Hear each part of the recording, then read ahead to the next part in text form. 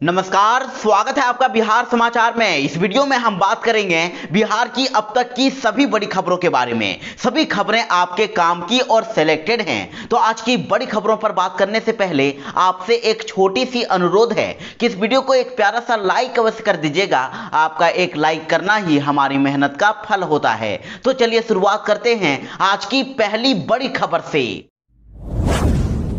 तेजस्वी यादव ने कर दिया है बड़ा दावा, कहा कि बिहार में उपचुनाव के बाद बन जाएगी राजद की सरकार। जी हां, बिहार विधानसभा में नेता प्रतिपक्ष तेजस्वी यादव ने गोपालगंज की रैली में एक बड़ा दावा किया है। तेजस्वी यादव ने कहा है कि जल्द ही बिहार में हमारी सरकार बनने जा रही है। जदयू और बीजेपी के भीतर सब कुछ ठीक नहीं है। उन्होंने कहा कि आगामी उपचुनाव में राजद दोनों सीटों पर जीत दर्ज करने वाली है। साथ ही जनसभा को संबोधित करते हुए तेजस्वी यादव ने कहा कि मौजूदा जो डबल इंजन की सरकार है वो डबल नहीं ट्रबल इंजन की सरकार है। उन्होंने कहा कि देश में कहीं भी चले जाइए, लोग बिहार चुनाव के बारे में कहेंगे कि बेईमानी किया गया है, बिहार में लूट भ्रष्टाचार का बोलबाला है। कहा कि दोनों जगहों पर उपचुनाव होने जा रहा है और हम लोग दोनों सीट जीत रहे हैं। इस बार राजद की सरकार बनने जा रही है।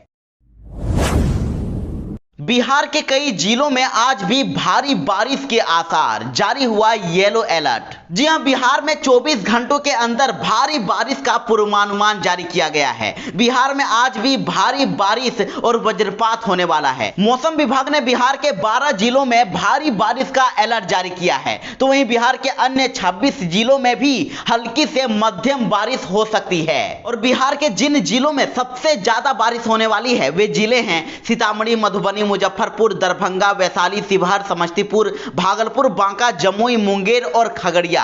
इन जिलों में अलर्ट जारी कर दिया गया है। तो वहीं बिहार के अन्य जिलों में भी हल्की से मध्यम बारिश हो सकती है। जल्द काम पर ना लौटने वाले हड़ताली सफाई कर्मियों पर होगी सख्त कार्रवाई, बाधा डालने वालों पर दर्ज होगा केस। बिहार में सफाई कर्मी अभी हड़ताल पर हैं, तो इधर नगर विकास एवं आवास विभाग ने राज्य भर के नगर निकाय प्रशासन को हड़ताली सफाई कर्मियों से सख्ती से निपटने के निर्देश दे दिए हैं। और इसके तहत अब सफाई कार्य में शामिल कर्मियों को तंग करने और कार्य में बाधा उत्पन्न करने की कोशिश करने वाले हड़ताली कर्मियों के खिलाफ प्राथमिकी दर्ज की जाएगी। आपको बता दें कि राज्य भर के नगर निकायों के 30,000 से अधिक सफाई कर्मी अपनी मांगों को लेकर पिछले 3 दिनों से हड़ताल पर हैं। 7 सितंबर से इनकी हड़ताल चल रही है। तो इधर नगर विकास विभाग के प्रधान सचिव आनंद किशोर ने राज्य के सभी नगर निकायों के कार्यपालक पदाधिकारियों के साथ बैठक की है और इस बैठक में निर्देश दिया गया है कि हड़ताल के दौरान नगर निकायों में आउटसोर्सिंग एजेंसियों के माध्यम से सफाई कार्य कराया जाए और जिन नगर निगमों के साथ आउटसोर्सिंग एजेंसी नहीं है वे जल्द एजेंसी का निर्धारण करें। और साथ ही कहा गया है कि हड़तालियों द्वारा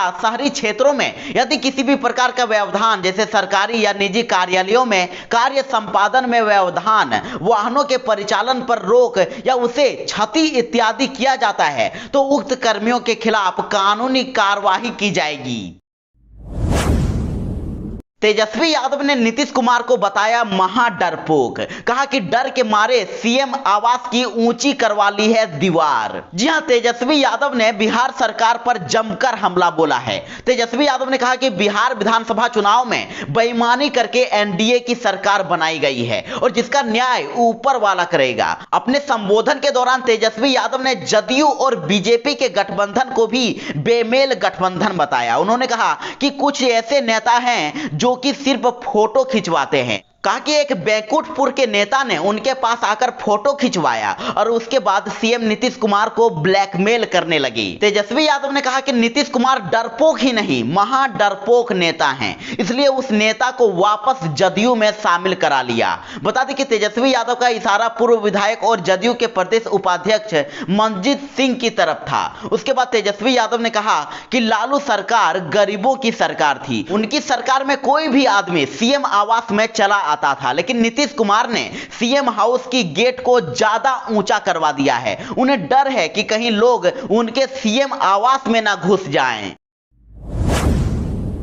अब वाहन चेकिंग के दौरान आम लोगों से दुर्व्यवहार नहीं कर पाएगी ट्रैफिक पुलिस, आईजी ने दिए निर्देश। वाहन चेकिंग के दौरान ट्रैफिक पुलिस आम लोगों से अच्छा व्यवहार नहीं कर रही है। इस तरह की शिकायत मिलने पर पुलिस मुख्यालय ने नाराजगी जताई है और इसे लेकर ट्रैफिक आईजी एमआर नायक ने भागलपुर सहित सभी जिलों को पत्र लिखकर कहा है कि ट्रैफिक पुलिस के इस तरह के बर्ताव से आम लोगों में क्षोभ और आक्रोश है, जिस कारण कभी भी विधि व्यवस्था की गंभीर समस्या उत्पन्न हो सकती है। ट्रैफिक आईजी ने लिखा है कि उन्हें विभिन्न स्तरों से ट्रैफिक पुलिस द्वारा इस तरह के बर्ताव की सूचना मिल रही है। उनका कहना है कि वाहन चेकिंग के दौरान अपने व्यवहार को ठीक रखते हुए भी जुर्माना वसूली और अन्य कार्यवाही की जा सकती है और ऐसा होने पर आम लोगों में आक्रोश की भावना उत्पन्न नहीं होगी।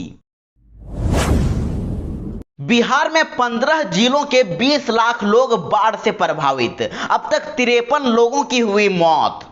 जी हां, बिहार में कई नदियां अभी भी खतरे के निशान से ऊपर बह रही है। राज्य के 15 जिलों के करीब 20 लाख की आबादी अभी भी बाढ़ से प्रभावित है और इसी के बीच अब तक 53 लोगों की मौत हो चुकी है। आपदा प्रबंधन विभाग का दावा है कि बाढ़ प्रभावित इलाकों में राहत और बचाव कार्य चलाए जा रहे हैं और इसी बीच बाढ़ प्रभावित परिवारों की मदद के लिए 477 करोड़ रुपए से ज्यादा की राशि बांटी गई है। तो वहीं विभाग के द्वारा दी गई जानकारी के मुताबिक पटना के अलावा वैशाली, मुजफ्फरपुर, दरभंगा, खगड़िया, सहरसा, भागलपुर, सारण, कटिहार, मुंगेर, पूर्वी चंपारण, गोपालगंज, मधेपुरा और समस्तीपुर जिले बाढ़ से प्रभावित हैं। इन जिलों में बचाव कार्य के लिए एनडीआरएफ की 17 और एसडीआरएफ की 12 टीमों को लगाया गया है।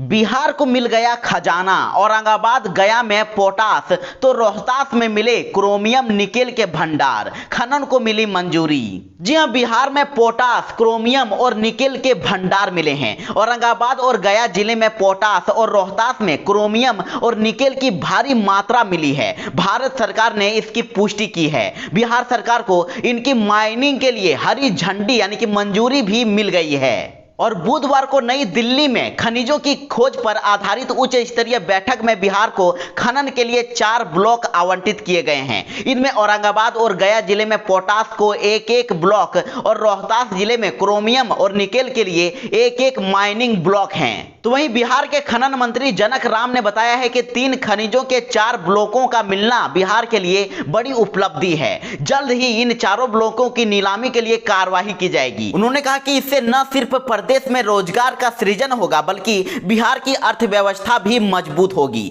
तीनों खनिजों के भंडार मिलने के बाद बिहार प्रदेश के खनिज मानचित्र पर आ गया है और आने वाले दिनों में इससे हजारों की संख्या में रोजगार पैदा हो सकते हैं। तो इधर तेजस्वी और चिराग की मुलाकात पर बीजेपी ने कसा तंज, कहा कि दोनों एक जैसे हैं, कोई भाई को तो कोई चाचा को निपटाने की फिराक में है। जी हां, तेजस्वी यादव और चिराग पासवान ने बुधवार को मुलाकात की है और पिता रामविलास पासवान की पुण्यतिथि के आयोजित कार्यक्रम में तेजस्वी को आमंत्रित करने के लिए चिराग पासवान उनसे मिलने पहुंचे थे। हालांकि जैसे ही दोनों युवाओं की मुलाकात की तस्वीरें सामने आई, मुलाकात के बाद तरह तरह के कयास लगाए जा रहे हैं और इसी के बीच बीजेपी ने दोनों नेताओं की मुलाकात पर तंज कसा है। बीजेपी प्रवक्ता निखिल आनंद ने कहा है कि तेजस्वी यादव और चिराग पासवान की कथा व्यथा एक ही है। तेजस्वी यादव यहां अपने बड़े भाई को निपटाने में लगे हैं तो वहीं चिराग पासवान अपने चाचा पशुपति पारस को निपटाने में लगे हुए हैं। ये दोनों ही राजनीति के विक्षुब्ध कैटेगरी में आ गए हैं। उन्होंने कहा कि दोनों एक दूसरे से मुलाकात करते हैं और अब 2 विक्षुब्ध लोग मिलकर कौन सी राजनीति को अंजाम देंगे ये तो आने वाला वक्त ही बताएगा। लेकिन जिस तरह से चिराग पासवान ने रामविलास पासवान के मूर्ति उनके पुराने आवास में लगा दी है वो गलत है। हर चीज का एक नियम कानून होता है और इस काम के लिए वो संबंधित विभाग को पिटीशन लिख सकते हैं। अगली बड़ी खबर है कि विश्व स्तरीय स्टेशन बनेगा राजेंद्र नगर टर्मिनल, मिलेगी एयरपोर्ट जैसी सुविधा। जी हां, रेल संबंधी संसदीय स्थायी समिति के अध्यक्ष राधा मोहन सिंह ने कहा है कि 3 से 4 सालों में राजेंद्र नगर टर्मिनल विश्व स्तरीय स्टेशन बनेगा। उन्होंने कहा कि स्टेशन पर सारी आधुनिक सुविधाएं मिलेगी। कहा कि मोदी सरकार में रेल का चतुर्दिक विकास हो रहा है, यात्री सुविधाओं का पूरा ख्याल रखा जा रहा है और झाझा से मुगल सराय तक 130 किलोमीटर की गति से ट्रेनें चलने लगी है। कोसी नदी पर रेल पुल बनाकर ट्रेन चलाने का सपना साकार मोदी सरकार ने किया है।